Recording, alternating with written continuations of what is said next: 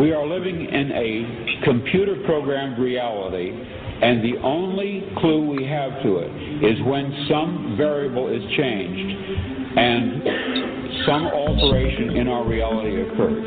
We would have the overwhelming impression that we were reliving the present, déjà vu, perhaps in precisely the same way, hearing the same words, saying the same words. I submit that these impressions are valid and significant, and I will even say this: such an impression is a clue that at some past time point, a variable was changed, reprogrammed as it were, and that because of this, an alternative world branched off.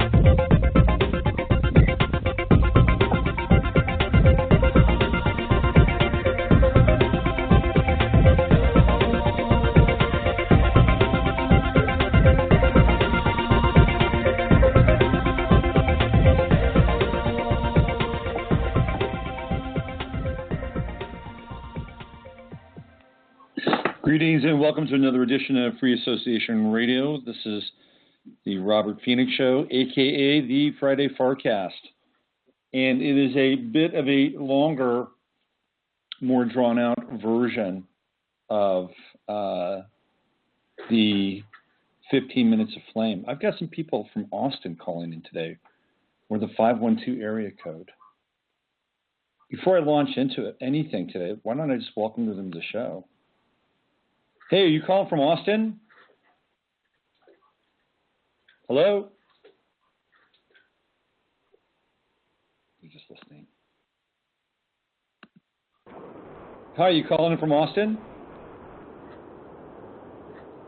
I'm on the road listening. Oh, okay. So you're just calling to listen while you're on the road? Yes. Okay. All right. Cool. Well, I'm going to put you back on hold so you can listen on in. That's great. Thank you. You're welcome. People have to do that sometimes. They have to actually dial in so they can listen to the show, and I'm grateful for that.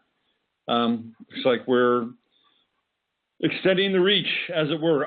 Thanks for joining me today. I have just literally gotten back into town. I've been in Boulder for the last 3 days, hanging out with the folks at Gaia. And I did an hour-long episode with Regina Meredith, which will air on the 27th of December. And then last night I was on Euphomet Radio with Jim Perry, and I was there for about an hour and a half, I think, pretty long period of time.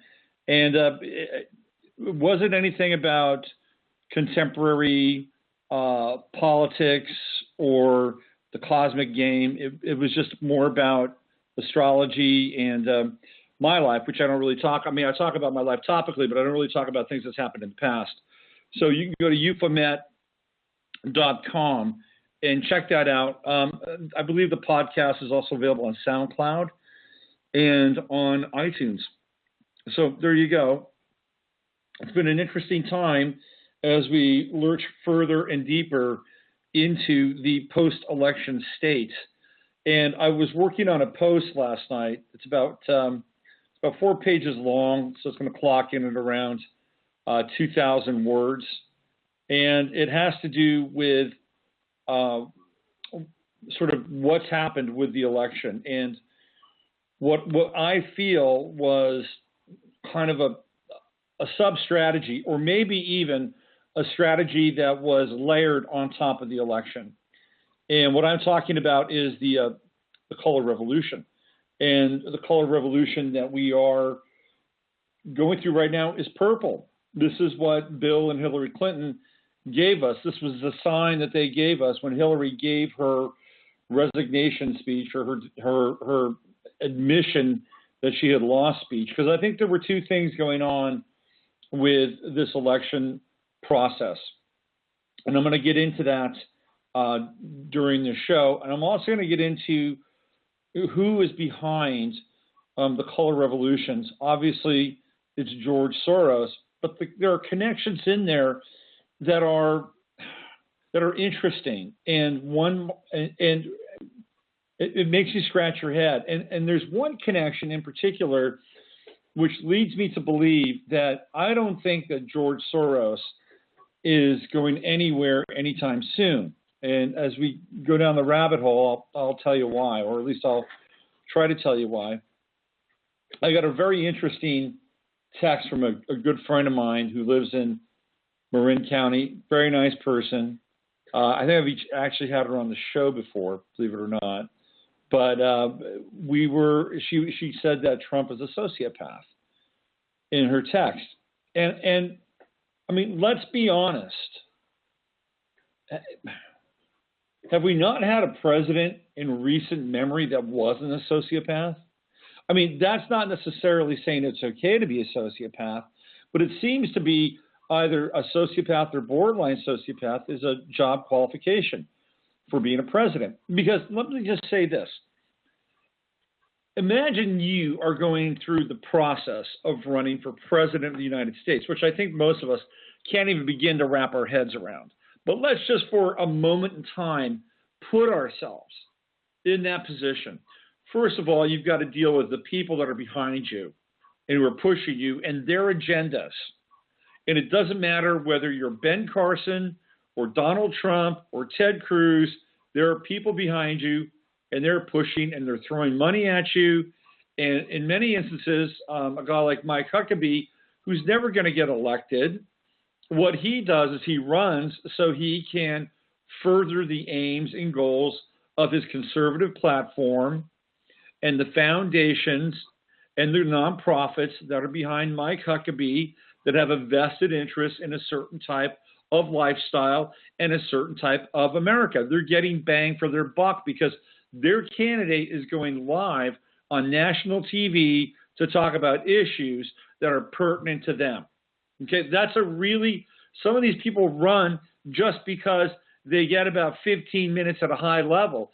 And the people at those foundations can say, wasn't that great? Didn't Mike look good tonight? Mike got the message out, didn't he? And if he gets anything above and beyond that, then glory be, praise, hallelujah. Ben Carson, another case in point. Ben Carson had some interesting people, some deep evangelicals behind him. He was also on the board of a pharmaceutical company. And Ben Carson is, for all of Ben Carson's common sense, and I love Ben Carson. I think he's one of the most lucid, clear, probably one of the least tainted of the candidates, to be honest with you. And yet was pro-vaxxer. And then you look into his background, it's like, oh my God, the guy's on the board of a pharmaceutical company. And guess what? They do vaccines. So everybody's being pushed. They've got their vested interest. They've got to take care of these people. They've got to take care of their platforms. And that's just one piece. Then they have logistics. And they've got to answer to their logistics people. Then they've got to answer to their intelligence. They're the people that are consulting with them, giving them daily info. And then they've got to put up or keep up with the schedule. Then they've got to deal with the press. And then they've got to deal with everybody else that they're running against. I mean, it is a significant test of one's stamina, one's fortitude, and one's capacity to deal with an extreme amount of pressure and intensity. And that's at a basic fundamental level. Then when the hot lights begin to hit you, and when your opponents begin to turn on you, and things get very personal, very, very personal, and your past is exposed, and you've got to stand up and you've got to fight back and sling back. How many people are suited for that kind of experience? How many? Not many. And if they are, trust me, they've got alligator skin because they've been through this in their own version and in their own way. So by the time they get down to the last 6 or 7 people as part of this process, whether it's on the Republican side, this year on the Democratic side, what do they have? 3, Martin O'Malley, Hillary Clinton, and Bernie. You've gone through pretty much a gauntlet, running the gauntlet of fire. And then when there's like only 2 or 3 people, the spotlight gets brighter, the intensity gets greater, the history of your past gets greater. I mean, it becomes just a brutal exercise. And then when we got to Clinton and Trump, it was no holds barred. Now you tell me who's suitable for that. Is there somebody, like, again, are we electing Neil Donald Walsh for president? Are we electing Eckhart Tolle for president? I don't think so. Dr. Phil? Tony Robbins? Last time I checked, Tony Robbins he's not in politics. I guess what I'm saying is that anybody that approaches any kind of level of consciousness, no matter what you think about them, they're not going to be in that position. The high road, the high road, the high road, the high road, the high road may lead to heaven, but it won't always lead to the White House. In fact, it rarely does. So this is a dirty game. This is a hard game, and anybody who is ambitious enough or manages to walk through their life, whatever their life is, to get to that point, is not your average, Jack or Jill. They're just not. And in many cases, they've been, in their own right, either deeply compromised, or they've got skeletons in the closet, or they have a set of behavior patterns which sets them apart from other people, which is why they're there. So when somebody says he's a sociopath, I can just look back on the last 10 presidents, and almost all of them qualify. John F. Kennedy was a borderline sociopath. I mean, he was potentially one of our last great presidents, but man, I mean, he couldn't keep his pecker in his pocket. He went back on his word consistently. He's a Gemini. He was going to do that. Did he have some great potential for the United States? Of course he did. And that's where everything got screwed up. But he was a borderline sociopath. Johnson certainly was. Johnson wasn't even borderline. He was. Nixon, borderline sociopath. Nixon was paranoid. Jimmy Carter doesn't fall into that camp. He's a different candidate. And then we go into the Reagan-Bush cycle, and we all know, the rest of the rogues gallery. And I'm sorry, Obama qualifies as a member of that club. It's just the way it is. So let us disabuse ourselves of the notion that anybody who was going to... Bernie Sanders might be the quote-unquote cleanest of the candidates that could have emerged from this. But Bernie Sanders ultimately did not have the fire, the dedication, and the commitment to take on Hillary Clinton and to throw a complete wrench in the system and run as a third-party candidate. He could have, and he might have won. He certainly wouldn't have changed the results for Hillary Clinton. She was going to lose anyway. So, again, when I hear my liberal friends and my progressive friends screaming he's a sociopath, look, the people that represented you let you down. And they let you down in a big way. But I think a part of all of this, though, not just the fact that Hillary Clinton ran a very flawed campaign, but there was something else going on there. There was a major coup kind of taking place as part of the election. I don't know if you noticed this or not, but hold on a second. Oh, I don't know if you noticed this or not, but there were no Black Lives Matters protests during the piece with during the cycle with Trump and Clinton, right? There were no Black Lives Matters protests. There were no flashpoints, really. There weren't any flashpoints, because if there were, Hillary Clinton would have been there. The flashpoint was the electoral process itself. That was the flashpoint. There was every single day, or every time Hillary came into some kind of confrontational mode with Trump, or anytime CNN or MSNBC News, or even Fox for that matter, or NBC or CBS, these were the flashpoints. This is what was happening. This is where the full frontal assault on the American psyche was taking place. They didn't need a Ferguson. America was a Ferguson during the election process, because Donald Trump was turned into everything that the police and the uninformed, ignorant, closet racist white community stood for. So the entire nation kind of became Ferguson, and it's there now. So what they were running as a kind of a parallel program in conjunction with the election was a revolt. Because if you look back on the last 8 months, the invective, the bitterness, the divisiveness, calling Trump's people, half of them, a basket of deplorables, that is going to split that side of the electorate and that side of the country right down the middle. And Trump was easily feeding into the liberal and the progressive ideology that he was a xenophobe, that he was a bigot, that he was racist. I mean, all these things that were, in many cases weren't even true.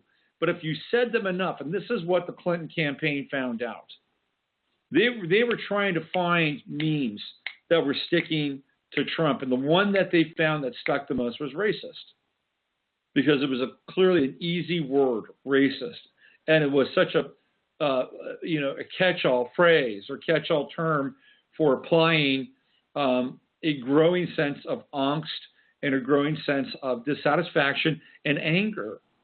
So what we had all of these events, whether it was Baltimore or whether it was South Carolina or whether it was Ferguson or whether it was New York or Eric Garner, they were all coalescing into the election cycle, and they were all being funneled into the image of Trump and what he represented for the rest of America. And this was really what was going on.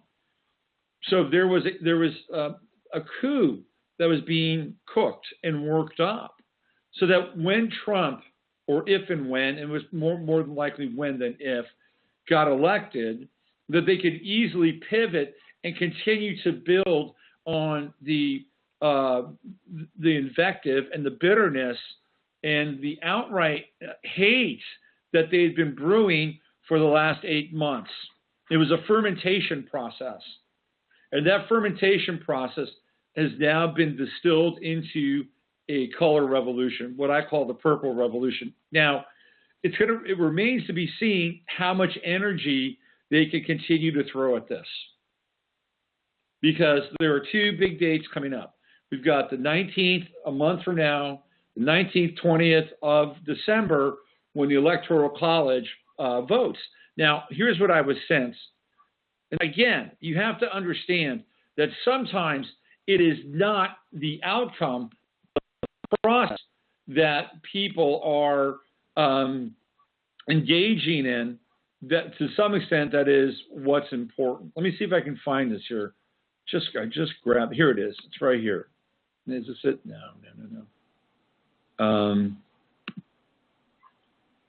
Okay, so essentially, okay, here we go. I'm going to find it. I just put it right here. Okay, here we go.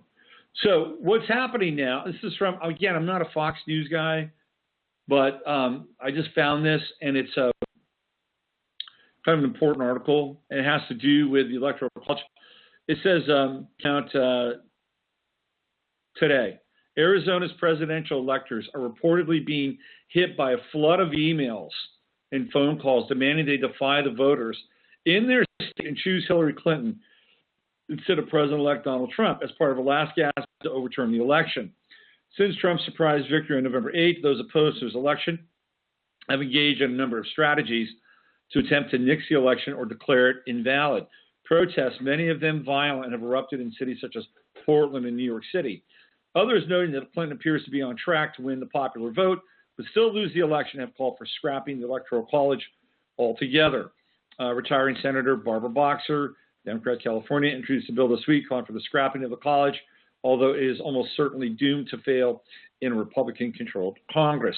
Now, in Arizona, a state which voted for Trump, actors are trying to overturn that by pushing the state's members of the Electoral College to vote for someone other than Trump. The 11 members were chosen by the state Republican Party and are scheduled to assemble December 19th to cast their votes.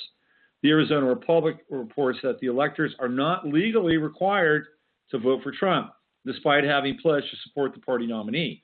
A number of electors told the Republic that they've been barraged with thousands of emails, phone calls, and letters urging them to break that promise. It is total harassment, Robert Graham, an elector and chairman of the state Republican Party.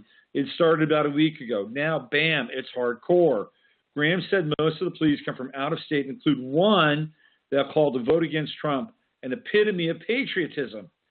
Bruce Ash, another elector and Arizona's GOP national committeeman, told the Republic he had also received hundreds in what he called an outright political maneuver. He said many of the calls were hateful. They demonize me. They call me homophobic, an isolationist, a bigot, a misogynist, and an anti-Semite, which is interesting because I'm Jewish, he told the Republic. Sharon Geis said she's received as many as 8,000 overtures and now doesn't even dare answer her phone. Hillary's got a great campaign going. This is part of a strategy. It's just one part of an overall strategy. We're reading about this now, right? I'm telling you what's happening. So now all of a sudden, and again, the reason I'm telling you is because I'm trying to show you what's going on. I am not necessarily trying to get you all riled up against the Democrats who are sore losers or Hillary's a sore loser. This is not what I'm talking about. What I'm trying to share with you is the fact that there is something going on that is part of a larger piece. And this larger piece could be quite dangerous. Quite dangerous. And the reason why I think it's quite dangerous is, hold on one second.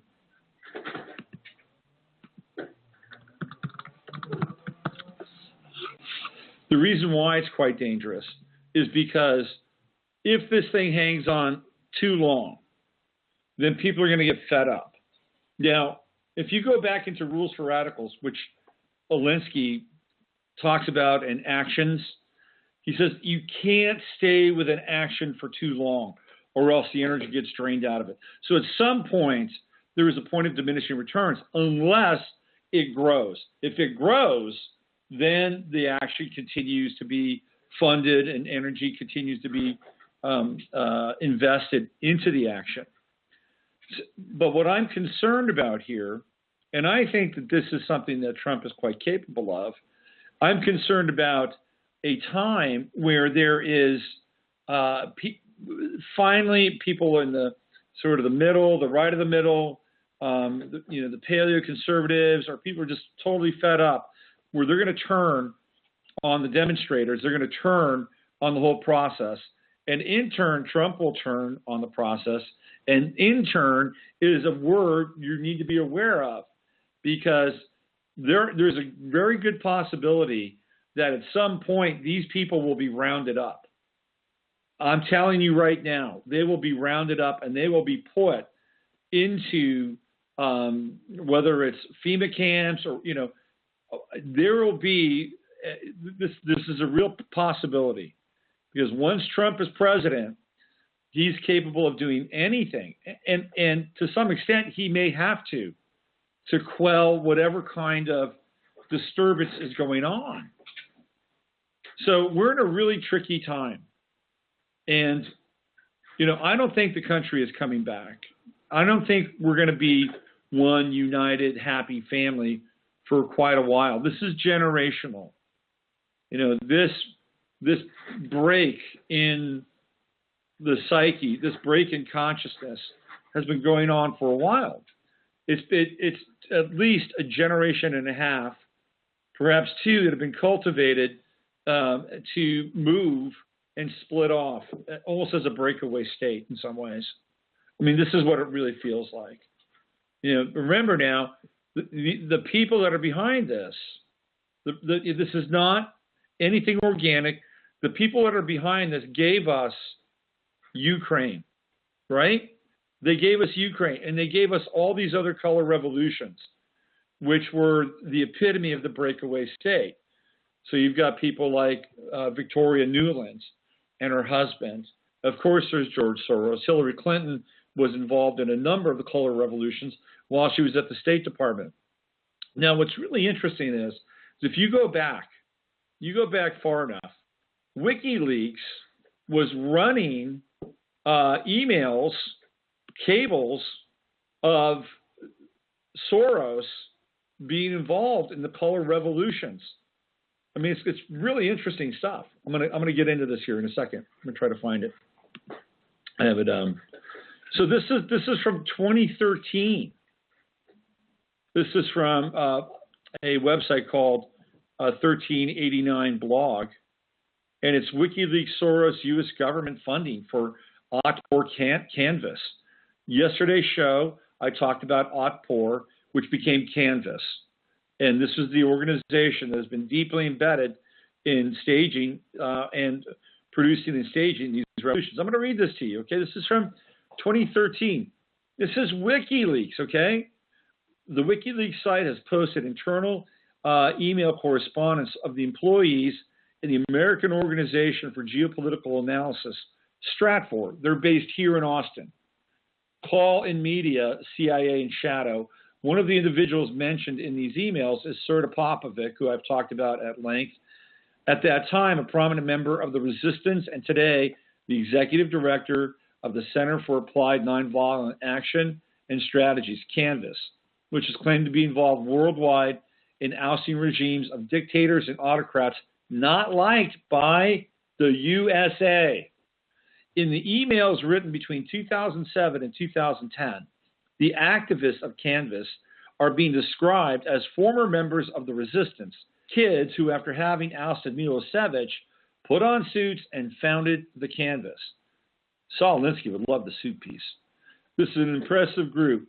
They go set up an action in a country and are trying to oust its regime. When used appropriately, they are stronger than a combat group of plane carriers. There's much written about the Canvas in one of the Stratfor emails posted on the WikiLeaks site November 25th. In one of the emails, the key people at Stratfor are debating about sources of financing of Canvas, and they concluded that this organization is getting a lot of American money.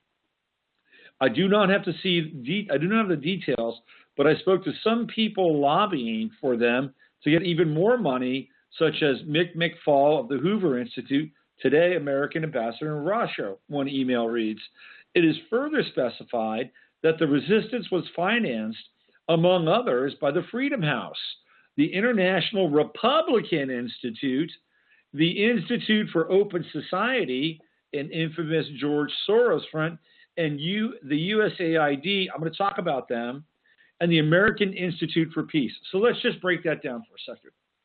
Okay, we have Freedom House, that's an NGO. Now we have the International Republican Institute and the Open Society with George Soros colluding together.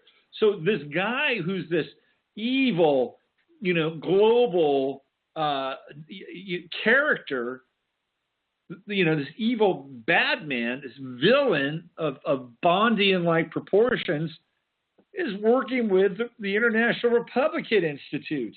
He's a radical, Luciferic communist, if that applies to him. Whatever applies to him, that will apply to him. He's a globalist, let's put it that way. And he's working with the Republican Institute. We're going to get into USAID. I'm going to talk about them. It's very important here. Since Canvas consists basically of the same people as those of the resistance, I am sure that the same dollar avenues have been open to them, the email concludes. What did Stratfor, i.e. the shadow CIA, want from former members of the Serbian resistance today? In Canvas, it wanted two things: information and contacts in the field, since the activists of Canvas were appearing as promoters of nonviolent resistance in many places of crisis. One of the Stratfor analysts says in an email that he has known the members of Canvas since 2007, and they've been sending him information about Venezuela, Georgia, and Serbia. These guys are working with the CIA. Inasmuch, they are probably on this. This is amazing, right? So here we see this collusion, not just with, the evil Soros, but money coming from our own government to fund and empower Canvas, formerly Ontpor. He says that Canvas is educating activists worldwide about nonviolent struggle against dictatorship, and that it held a presentation at Stratfor in Austin 4 years ago. So this is going back to 2009. At the same time, it's giving at the Faculty of Political Sciences in Belgrade. We are working with activists regardless if they are for or against the USA. How about that? We have become globally known after our work with the Egyptians. Hosni Mubarak was not the USA opponent, but perhaps one of its biggest allies. We are not taking money either from the American government or the Serbian government or any other government, because in doing so, that's bullshit. Popovic, he's lying. Sorry. Canvas founder says it is true that he is making analysis of various institutions and media, but when the WikiLeaks packs it up, it looks like science and espionage. All my analysis are public and can be seen on Canvas, on the Canvas site.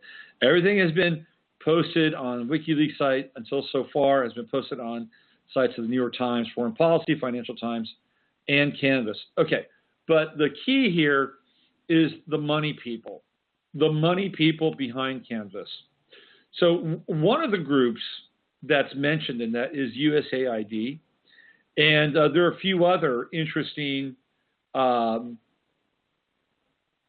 people here that are engaged, not just people, but government groups that are engaged in, I got to find this thing, engaged in funding Ontpor and Canvas. So let me go back here. This is just really amazing, sort of how deep this stuff goes. Let me go back to this piece or follow. Okay, let me read you another one. This is a book by Ahmed Bensada. It's a review of the book, and the title is called Arabesque, and it has to deal with a democracy as America's biggest export. This is from globalresearch.ca. I'm going to read you the intro here, read you some of the bullet points, and then I'm going to get down into the players. So most of this is written by, the review is written by Stuart Jean Bramhall, and you can find it on Global Research. It's from 2015, a year ago. Most of this history has been carefully suppressed by the Western media. The new book devotes much more attention to the personalities leading the 2011 uprisings. Now, the reason why we're talking about the 2011 uprisings is because the same players are involved right now here in this country. Some openly admitted to receiving CIA funding. Others had no idea because it was deliberately concealed from them. A few in Egypt and Syria were officially charged with espionage. In Egypt, 7 sought refuge in the U.S. Embassy in Cairo and had to be evacuated by the State Department. So this is democracy, America's biggest export. According to Bensada, this is the author, the MENA Arab Spring revolutions have 4 unique features in common. 1, none were spontaneous. All required careful and lengthy 5 years plus planning by the State Department, CIA pass-through foundations, George Soros, and here's the kicker, the pro-Israel lobby. Okay, so we have George Soros working with the pro-Israel lobby in helping destabilize and overthrow these countries in the Middle East, generally for the sake of greater Israel.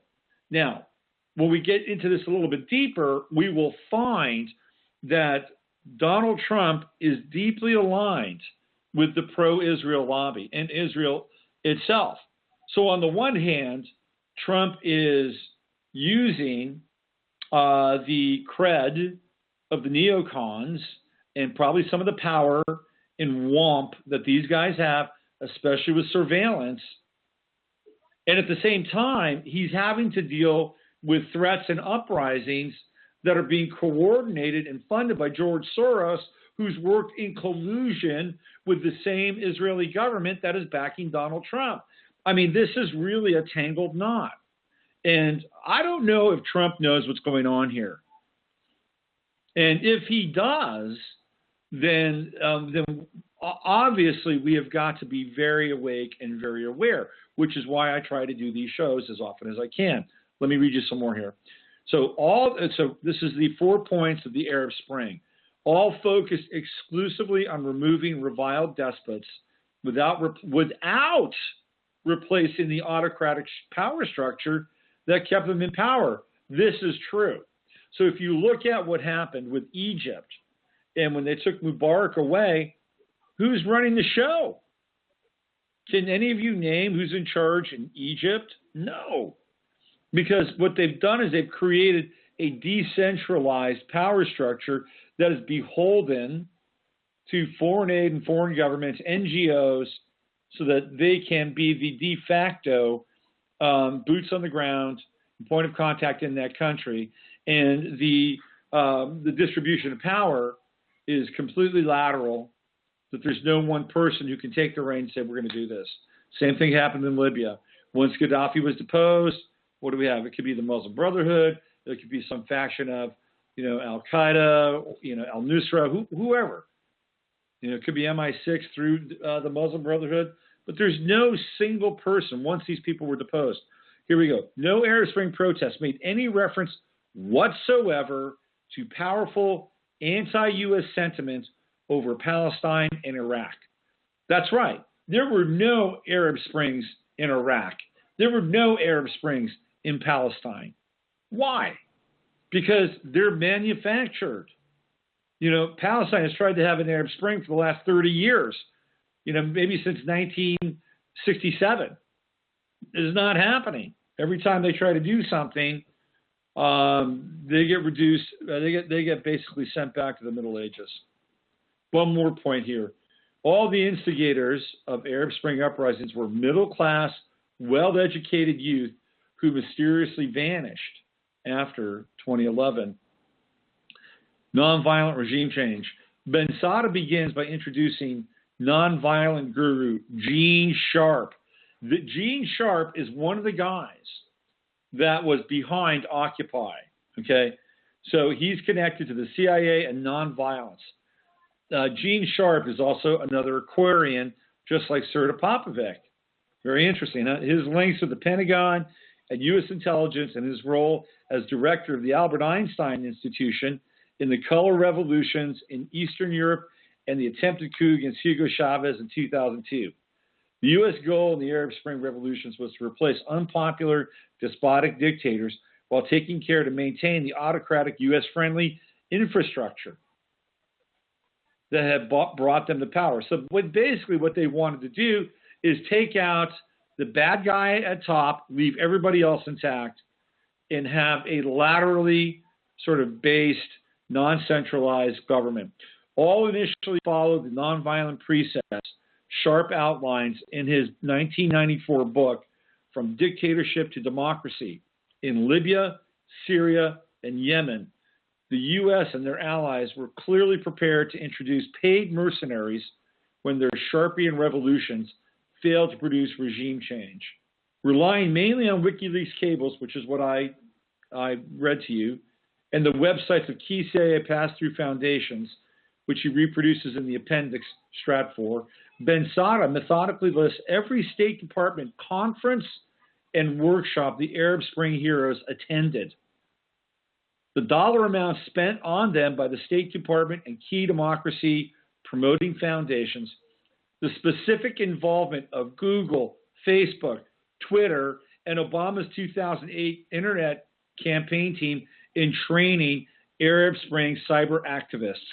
in encryption technologies and social media skills, U.S. embassy visits, and direct encounters, get this, with Hillary Clinton, Condoleezza Rice, John McCain, Barack Obama, and Serbian trainers from Canvas, the CIA-backed organization that overthrew Slobodan Milosevic in 2000.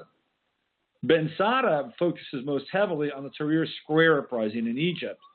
The Washington Post has estimated approximately 10,000 Egyptians took part in NED and the USAID training in social media and nonviolent organizing techniques. For the most part, for the most astonishing information in this chapter concerned the role of the Egyptian exile and former Egyptian policeman named Omar Afifi Suleiman in coordinating the Tahrir Square protests from his office in Washington, D.C. According to WikiLeaks, NED paid Suleiman a yearly stipend of $200,000 between 2008 and 2011. So this chapter is about when nonviolence fails. At this point, Arabesque Dollars devotes far more attention to Libya, Syria, and Yemen than Ben Sada's first book. In the section on Libya, Ben Sada zeroes in on 11 key U.S. assets who engineered the overthrow of Gaddafi.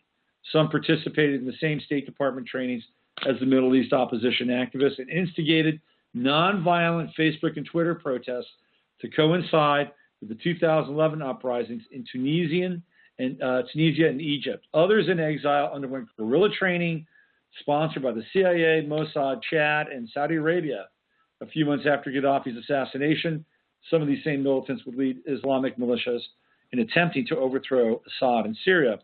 This is amazing stuff. And these are the same people that have been engaged in many respects with Occupy and Black Lives Matter. I guarantee you it is the same infrastructure, the same training principles, and the same dollars that have gone into putting BLM together and now what we're seeing with the quote-unquote Purple Revolution. But the part that really kind of blows my mind is the it's the NED and USAID. So let's go into the NED and the USAID to tell you who these people are, because they are us. They're your tax dollars. They are the National Endowment for Democracy. Okay, National Endowment for Democracy. It is a nonprofit, and it funnels. It's an NGO, and it funnels money into color revolutions, funnels money into destabilization. Now they've got all these other programs going on, like Educating Democracy for Burma, right? But I'm telling you right now, this is a funnel. It is a funnel for NGO dollars. I'll read you. The National Endowment for Democracy is a private nonprofit foundation dedicated to the growth and strengthening of democratic institutions around the world. Each year, NED makes more than 1,000 grants to support the projects of non-governmental groups, NGOs, abroad who are working for democratic goals in more than 90 countries. Now, I'm sure some of those are pretty reasonable. But I think if you're somebody in Africa and you hear that an NGO is coming to town, you're probably running in the other direction. Because NGOs are often rogue. they're often rogue outfits. And of course, they're trying to, quote unquote, spread democracy. But there's a lot of carnage and destabilization that can take place with the NGOs. So the NED is a major funder. Let's look up the USAID, also known as USAID. Let's get into the, so it is the United States Agency for International Development. This was started by Kennedy. This is the one that really grabbed me. They've got a budget every year of $35.6 billion. And Kennedy started them in 1961 on November 3rd. And he did it by executive order. So here's the goals. the goals: disaster relief, poverty relief, technical cooperation, including the environment, U.S. bilateral interests, socioeconomic development. Okay, so let's go to the bilateral interests piece here. To support U.S. geopolitical interests, USAID is often called upon to administer exceptional financial grants to allies. Also, when troops are in the field, USAID can supplement the civil affairs programs that the U.S. military conducts to win the friendship of local populations. In these circumstances, USAID may be directed by specially appointed diplomatic officials of the State Department, as has been done in Afghanistan and Pakistan during operations against al-Qaeda. U.S. commercial interests are served by U.S. law's requirement that most goods and services financed USAID must be sourced from U.S. vendors. USAID is also sometimes called upon to support projects of U.S. consultants that have exceptional interest. From the socioeconomic perspective, these are the people that fund NGOs. So, for instance, USAID could go directly into a region and start pumping money into that region for whatever project or program gets approved, or it could send the money to the National Endowment for Democracy, which could then send it out to one of their NGOs. So this is a very complicated lattice work. And when you look at who's been involved in the color revolutions, it's been both Republicans and Democrats, because both the Republicans and the Democrats will fund the color revolutions. So what's going on now? You know, the color revolution is happening right here in this country. This is where it's taking place. And the despot is not named Gaddafi. The despot is not named Mubarak. The despot is not named Milosevic. The despot is not named Assad. The despot is named Donald Trump. And they're applying the same tactics and the same strategies that they've applied in these various color revolutions. Now, I wrote a piece last night, which I'll share with you here. It's not fully edited, but I'm going to read it anyway. I'm going to put it up on the site later today. And it goes into some esoterica here. So, you know, we've been in kind of a full-on political dump, right? Trying to get you to understand sort of what's going on behind the scenes, who some of these players are, and what their goal is, which is destabilization, and for a number of different reasons. So, but there's another esoteric angle I want to bring into this. So I'm going to read this to you. It's about 4 pages. So here we go. What if I told you that while certain forces would have been just fine with the Hillary Clinton presidential election, especially Hillary, what if those same forces were working on a plan that wasn't as much of as a plan B, but more like plan 2A? What if the goal wasn't really to defeat Donald Trump, but that it was something, but that something much bigger was at stake? What if the goal was really revolution? Let's play this out, explore the possibilities, delve into some arcana, and throw some astrology into the mix. 2016 was the year rock and roll died. It started with Bowie, and up to this point has ended with Leon Russell, although I'm sure we'll see at least one more fatality of somebody from the rock and roll world. In between, the casualty list included the likes of Glenn Frey, Leonard Cohen, and Prince, expiring under mysterious circumstances that were worthy of a legendary rock mythos. Drugs, betrayal, and even the occult snaked around death rumors. Prince was supposed. This is about Prince. Like I said, I've got to edit this. Prince was supposedly found in an elevator, which was a physical representation of the symbolic meaning hidden within the song "Let's Go Crazy." Going down in the elevator was a trip to hell, according to Prince. Prince was known as the Purple One, or his royal purpleness. Purple was Prince's primary color. The day after his death, Queen Elizabeth it was the day of his death. Can't have to edit this. Queen Elizabeth was clad in purple. It's because Prince died on Queen Elizabeth's birthday. And Niagara Falls was bathed in purple lights. On April 9th, 12 days before Prince's death, Will Smith, formerly of the New Orleans Saints, was shot, gunned down, killed in New Orleans. Smith's doppelganger, via his name, was, of course, Will Smith, the actor, also known as the Fresh Prince of Bel-Air. So here we have the Fresh Prince, or Prince, right? Fresh Prince of Bel-Air, Will Smith. It's his doppelganger. It's his double. Even though they don't look like it, they're sharing the same name, Prince Gemini. So we have duality here. Just before Prince died, he signed his streaming rights. Prince had just gotten his rights back from Warner Brothers. Long, drawn-out battle. Got him back, and he signed his streaming rights over to Tidal, which is Jay-Z's streaming service. Just days before the election, the very same Jay-Z did a last-minute concert for Hillary Clinton in Cleveland. As of this writing, Prince's estate is now in a court battle with Jay-Z and Tidal to reclaim those very same streaming rights. The Jay-Z connection also has its own royal symbolism. Beyonce is also known as the Queen, or Queen Bey. While Bey is short for Beyonce, it also means ruler or chieftain in Arabic. Beyonce launched her athletic wear line called Ivy Park, which is an allusion to Prince's Paisley Park.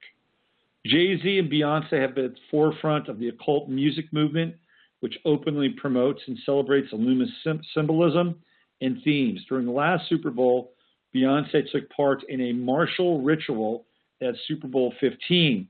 Her contribution included an overt revolutionary theme that was inspired by the Black Panther movement and Black Lives Matter, which plays an important role in the revolutionary script that's unfolding. We have two images of the Queen, one being black, Beyonce, one white, Queen Elizabeth, one young, one old, and Prince the Gemini was connected to both in life and death. Gemini is a theme that shows up again and again in cyclical codes and timelines. Donald Trump is a Gemini. Let's fast forward to 11/9/16. Hillary Clinton declares defeat. Both her and Bill are clad in purple. Some people believe that this is symbolic of unity, red and blue coming together as one color, one nation. But it's also the color of royalty, the color of Prince, and the color of revolution, also the name of Prince's band. We aren't just watching protests on TV, we're witnessing the attempt to take over the entire country. It's the latest in a series of color revolutions, and this one is purple. An interesting side note, on 11/9/61, 61 being the inverse of 16, and 11/9 being the inverse of 9/11, Brian Epstein discovered the Beatles at the Cavern Club in Berlin. Just think about that. On 11/9/1961, Brian Epstein discovers the Beatles. The Beatles are actually really connected to 9/11, and I've highlighted that in a post that I have on Jesus' birthday and John F. Kennedy and the Kennedy timeline. So this is really interesting. I did not know that Epstein discovered the Beatles on 11/9. I found out by doing this, putting this together. In 1776, Pluto was in Capricorn, just as it is now. It was the cosmic ground of transforming the notion of Saturnine control. As many of you know, Pluto has been in Capricorn since November of 2008. Its arrival coincided with the presidency of Barack Obama. There was a new revolution in town. 2008 was the rise of the radicals. They ascended to the seat of power and held it for 8 years. Obama, Jarrett, Rice, Hillary, Holder, and Ayers, the acolytes of Alinsky, had reached the Capricornian pinnacle, the top of the ideological mountain, and they weren't done. They were just getting started, piggybacking on the revolutionary energy of Pluto and Capricorn. The death of Trayvon Martin initiated a wave of protest and unrest. Martin is, of course, Martian Mars, which is violence and war. He was born February 5th under the sign of Aquarius, the revolutionary. Now, if you go back, right, if you go back and you look at the Super Bowl ritual, Super Bowl 50, there are allusions to Mars and Martian and Marshall all over the place. You have Mark Ronson, Mark being a derivative of Mars. You have Bruno Mars. And that's just off the top of my head. You have Chris Martin, Mars, and Mark, all three of them allusions to Mars. Trayvon Martin, which the Trayvon Martin death essentially kicked off this wave of unrest and was the beginnings and the stirrings of a movement which was fueled and funded by George Soros, Black Lives Matter. And he was an Aquarius to boot. What ensued was social unrest, which is not abated thanks in no small part to large sums of cash funneled to BLM from George Soros. It wasn't Soros's first rodeo. He got his revolutionary groove on in Serbia when he funded the revolutionary group Otpor to overthrow Serbia's president, Milosevic, which we've been talking about. Milosevic was branded a fascist, humiliated and reviled in public at every opportunity through very similar tactics that are now being employed by the left, who are not accepting Trump's presidency. They're clearly engineering yet another version of Soros's color revolution, this one purple, which leads me to the point that I stumbled upon this morning. The election wasn't necessarily about electing Hillary, but providing a year's worth of enmity and invective hurled at not only Trump, but his followers who were primarily but not exclusively white America. In the game of hearts, there was a ploy called running the deck, where a player attempts to get every spade in the deck. This is the gambit of the globalists, the neoliberal Luciferic left. They are trying to run the deck. If one thinks about it, it makes a lot of sense. Hillary's campaign was based solely on Trump's character, or lack thereof. He was repeatedly called a racist by her followers, and his followers, goose-stepping stormtroopers, were all part of the problem. All of them, not just Trump, have to go. Hillary never really addressed issues. She never even tried to build a bridge between her and voters that were on the fence. A Sanders candidacy would not have served the same function. Bernie would have attacked Trump. Bernie wouldn't have attacked Trump with the same bile and spite. He would have addressed the issues and actually affected the election in a positive manner and could have been a handful for Trump. Sanders would not have helped the overall goal of creating more division and bitterness, the high-octane fuel for a run at a revolution, the globalist gambit of running the deck. Prince died on 4/21/16, 200 days before 11/8/16, but Trump was announced winner on 11/9/16. The number 200 can be reduced to 20, the Aeon in Major Arcana. It's a card that represents the death of an old age and the birth of a new one. It is a card of reckoning, clearing the slate. Here's some interesting 200 trivia. A quarter of the world's worth is controlled by 200 companies. A dandelion produces 200 seeds. Typhon, the Titan, father of all monsters, had 200 eyes. Here's a really weird piece of 200 trivia. David brought for his wife, to King Saul, 200 Philistine foreskins. King Saul said, if you could bring me 200 Philistine foreskins, I'll let you marry my daughter.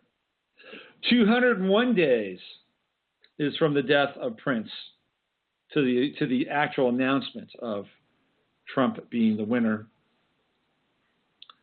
21 is the card of the universe, or the world, in the Major Arcana. It is the final card in the deck. It is bound by four fixed signs: Aquarius, Scorpio, Taurus, and Leo, and is ruled by Saturn. Once the election ended on 11/9, people on the left were talking about it being the new 9/11. So on 11/9, we were talking about it as being the new 9/11. Inversion, Gemini. But it certainly seems that just as 9/11 was a false flag, so too might be the results of an election that was supposed to trigger a nation run by a woman who knew likely she wouldn't win. So I've got to clean that up a little bit. You get the gist here. There's a lot going on. And, we just need to stay awake and pay attention and keep uncovering what's taking place on the left and on the right. I didn't get a chance to get into Trump's neocon connection. We'll talk about that on Monday. I'm Robert Phoenix. Use your head to discern what's real, your heart to stay open to what's possible. Have a great weekend. Here is Philip K. Dick. We are living in a computer-programmed reality, and the only clue we have to it is when some variable is changed and some alteration in our reality occurs. We would have the overwhelming impression that we were reliving the present, déjà vu, perhaps in precisely the same way, hearing the same words, saying the same words. I submit that these impressions are valid and significant, and I will even say this: such an impression is a clue that at some past time point a variable was changed, reprogrammed as it were, and that because of this an alternative world branched off.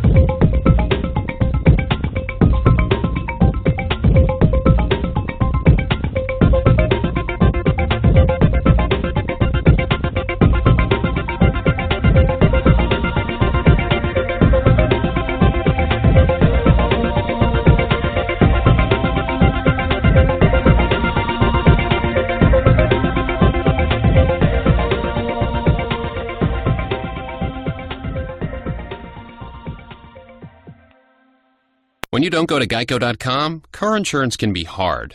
Like early 90s heavy metal hard. I'm yelling and screaming and I'm loud. Roar! Geico makes it easy. You can review and update your policy or report a claim on Geico.com or the Geico mobile app. Because shouldn't we all have a little less stress in our lives? I'm not even upset about anything!